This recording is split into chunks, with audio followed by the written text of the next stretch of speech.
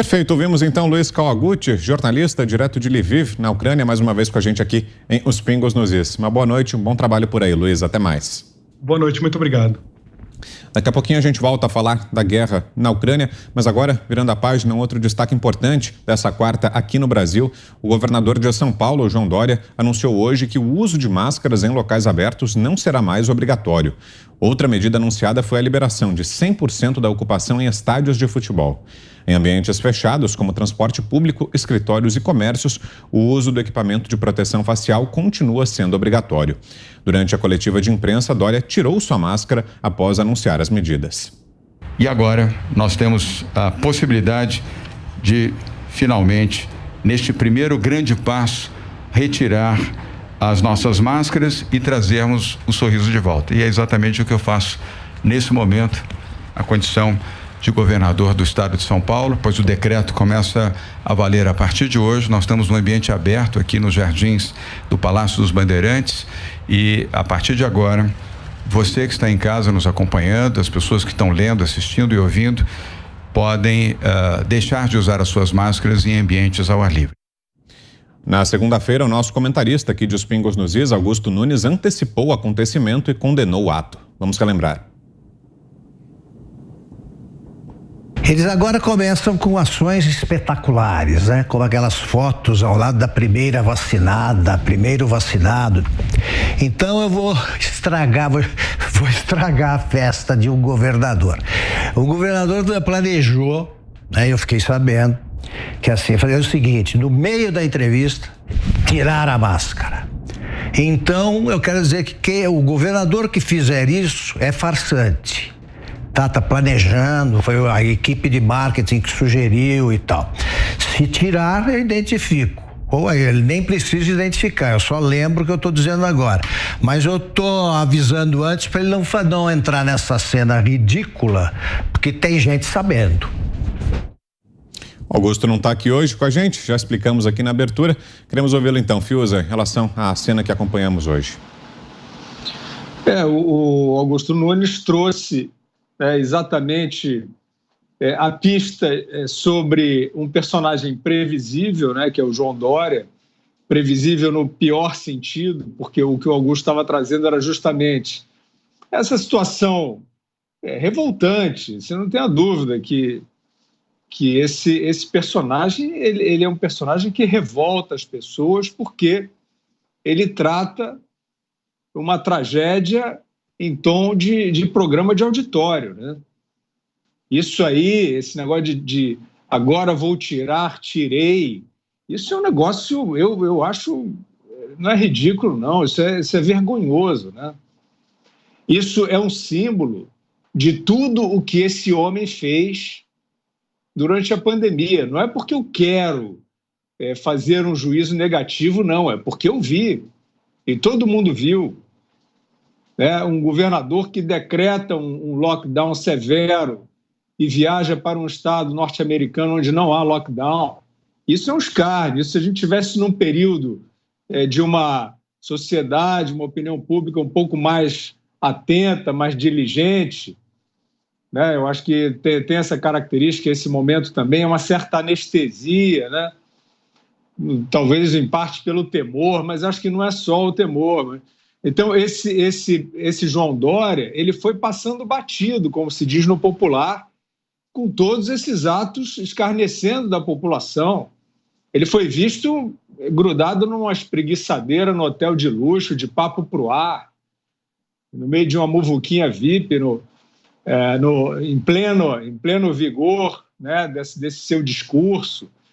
Eu não sei como é que ele não é questionado de uma maneira mais incisiva, porque, por exemplo, para falar, né, de todas as imposturas dele, né, já falei do lockdown, e quero lembrar que ele usou o Instituto Butantan para soltar informações impossíveis de se verificar, de que aquele lockdown grosseiro que ele promoveu em São Paulo, que mantinha certos locais funcionando normalmente, e só ele sabe onde andava o vírus.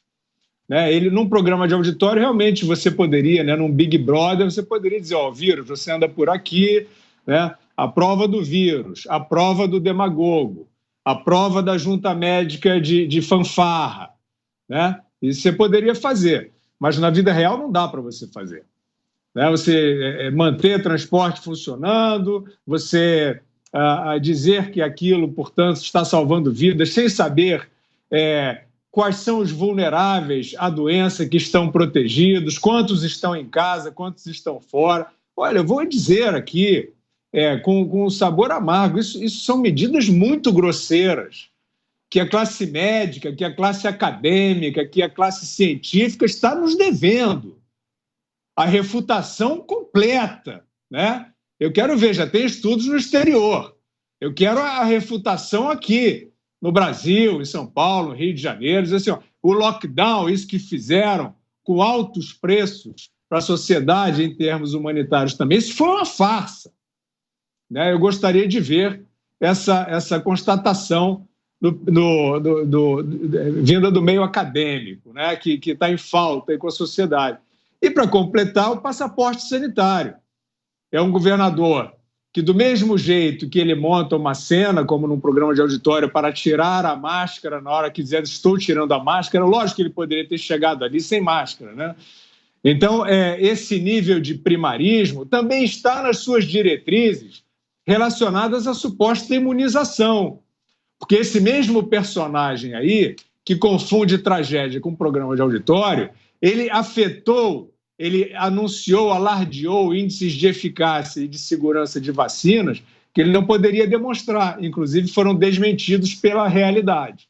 Então, a minha pergunta é, como é que a sociedade ainda transige com uma autoridade, né, que se desconstituiu ao vivo? Como é que o Ministério Público não vai perguntar onde é que está o lastro, então, dessas medidas, especialmente agora dessas de vacina que permanecem com todos os riscos envolvidos? Os efeitos adversos de vacina são escondidos, não se fala, me chegam assim, parece que eu estou no outro planeta, pessoas sofrendo com isso. E um governador histriônico aí, transformando tudo em espetáculo. Eu gostaria de saber, né, do Ministério Público, do Poder Judiciário brasileiro, da classe médica, da classe acadêmica. Onde é que está o contraponto a um personagem que faz espetáculo no meio de uma tragédia? Você, Ana, 2 minutos. Vitor, ainda precisam explicar, né, a declaração do João Dória em relação à vacina dele, a Coronavac, declaração dele, do Butantan, de que a vacina ela protegia em 100% contra a morte. Isso até agora não foi explicado, não houve um pedido de desculpa, não é bem assim, erramos, absolutamente nada. Isso foi jogado para debaixo do tapete como se nunca tivesse acontecido. No caso do Augusto Nunes, vou perguntar ao Augusto os números da Mega Sena, né? Obviamente que o Augusto tem suas fontes aí, e muito interessante ele ter falado isso, porque naquele comentário do Augusto, o Augusto também disse que começaria a aplicar aí a desobediência civil em relação a máscaras em ambientes fechados. Eu acredito, Vitor, que isso nem seja desobediência civil, porque onde está a lei, né, que obriga as pessoas agora a usar uma máscara antes, mas agora principalmente, já que a pandemia está ligada aí nos aparelhos, digamos assim, né? Já é endemia, o mundo já abrindo, vários países já decretando aí praticamente o fim daquele caos, né? Daquele medo, fim do passaporte sanitário, fim das máscaras, já com a vida esportiva seguindo normalmente, as ligas esportivas também normalmente. E decreto não é lei. Dr. Paulo Faria sempre disse isso aqui para a gente nas nossas entrevistas. Decreto não é lei, portaria não é lei. O que vai acontecer se a pessoa entrar num ambiente fechado sem máscara, respeitando ali o distanciamento? Obviamente que as máscaras são importantes em ambientes médicos, consultórios, isso tudo aí a gente pode discutir. Agora, essa sinalização de virtude de algumas pessoas começa pelo próprio governador, né? O teatro está todo aí, num ambiente aberto, e fazer o teatro todo aí, a sinalização de virtude, todo o pacote da hipocrisia, né? Tirar as máscaras, eu como governador de São Paulo, ou seja, dentro do contexto triste que a pandemia trouxe, Vitor, nós temos que tentar olhar o lado bom, né? Obviamente que é difícil falar em lado bom dentro de uma pandemia que trouxe muitas mortes, mas se podemos tirar algo de positivo dentro dessa pandemia e aprender alguma lição, é exatamente as máscaras que caíram no chão e que hoje estão a hipocrisia exposta desses tipos de governantes, projetos de tiranos, os amantes das inconstitucionalidades. Hoje ficou tudo muito claro e nós sabemos muito bem quem são essas pessoas nesse cenário aí que alimentaram o pânico para o controle social. Você, Zé, 2 minutos. Ô Vitor, o Augusto até falava aqui sobre esse personagem, ele realmente existiu. O militar japonês era um tenente, Hiro Onoda. Ele ficou 29 anos numa ilha das Filipinas, acreditando que a Segunda Guerra não tinha acabado, né? E aí, por mais mensagens que diziam para ele, ele não acreditava e resistia. Aí, depois, em 1974, ele acabou sendo convencido de que a guerra tinha chegado ao fim. E ele foi o último, portanto, a se render. Voltou para o Japão lá como se fosse um herói recebido lá, não se adaptou, voltou para o Brasil, ficou no Brasil até aos 90, morreu aos 91 anos. Então, esse personagem existiu. Então, não é possível que ainda existam no Brasil pessoas presas em casa com medo do novo coronavírus, como o tenente Hiro Onoda, né? Mas existem. Esse gesto performático do governador de São Paulo, João Dória, é característica dele, ele é assim. Mas está certo, tem que retomar a vida. No Rio de Janeiro, a máscara não é exigida nem dentro de lugar fechado, né? Já está liberado total. E acreditem, existem servidores públicos que, como o japonês, estão em casa. Alguns sem trabalhar, a maioria em trabalho remoto, mas não vão trabalhar. Chega ao ponto do Eduardo Paes pedir ao presidente Jair Bolsonaro para fazer os funcionários da Petrobras trabalharem. Tem que trabalhar, do BNDES e de outros. Segundo o prefeito do Rio de Janeiro, está até atrapalhando a cidade, a ausência, o fechamento de setores importantes do governo. É preciso que o presidente Jair Bolsonaro assine uma determinação nacional aí para todo mundo voltar, pelo menos os funcionários públicos federais, né? Para fecharmos, Cris, 2 minutos.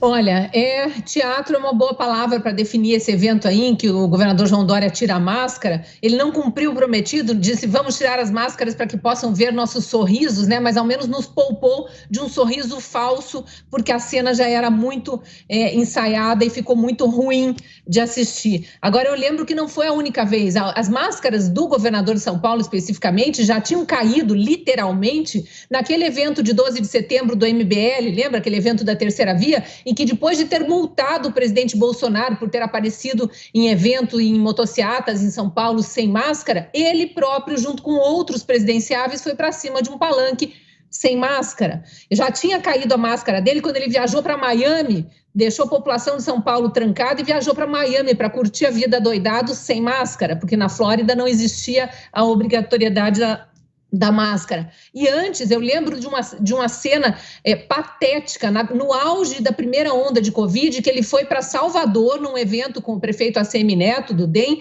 já iniciando uma pré-campanha muito antecipadamente, levou um ovo. Lembram disso? Quando ele levou uma ovada de pessoas que passavam na rua, ele estava sem máscara naquele evento. Eu lembro que até chovia e foi o guarda-chuva do segurança que protegeu o governador de São Paulo de levar mais ovadas, além da que ele realmente tomou, se não me engano, nas costas. Estava sem máscara. Então, assim, essa história da máscara era puro teatro, como foi teatro. Aquela fotografia junto da primeira pessoa vacinada, a enfermeira, que agora é candidata a vereadora em São Paulo. Depois ele foi vacinar foi iniciar a vacinação de criança e colocou aquele índiozinho ali, também ficava naquele passinho para ficar bem na foto ali. Então é tudo um teatro, uma encenação, a população está vendo isso, é por isso que ele está patinando nas pesquisas aí e é sempre muito criticado pela população de São Paulo, mas também pelo resto do país, por quem acompanha a política, porque realmente, como disse o Fiuza, é muita norma ditatorial, é muito impedimento à liberdade das pessoas, é muita ciência sem nenhuma prova,